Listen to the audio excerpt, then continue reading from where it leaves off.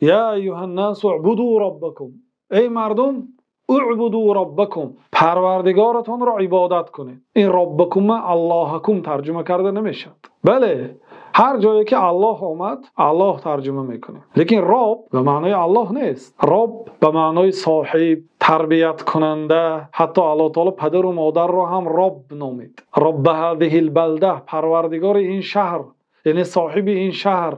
رب هذه الدار، پروردگار این حولی، صاحب این حولی. یعنی اینجا رب العالمین، یعنی پروردگار تمام عالمیان. ما به زبان تاجیکی وقتی که ترجمه میکنیم آن عباره هایی که ترجمه میشه ترجمه میکنیم. بله، نام الله تعالی اختلاف علما هست. آیا نام الله تعالی ترجمه میشود یا نه؟ یک قسم علما گفتن ترجمه نمیشود و یک قسم علما گفتن ترجمه میشود. موضوع بحث این موضوع علاهیده هست، یا موضوع در نام الله و ترجمه کردن کلمه های اله، رب.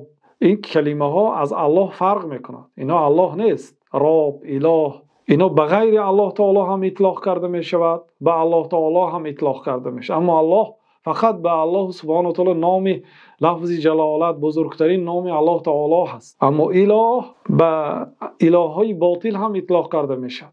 بنابراین لا اله نیست معبود میگیم. یگان معبود حقیقی نیست. یگان اله، یگان ذاتی که پرستش کرده میشد، اونا اله حقیقی نیستن. بنابراین موضوع علاهیده آیدی گفتنی خدا، گفتنی پروردگار و لفظ جلالت الله تعالی و البته این خدا پروردگار، اینا ترجمه کلمه الله نیست. اینا ترجمه دیگر کلمه ها هستند. با موضوع بحث این دیگر است.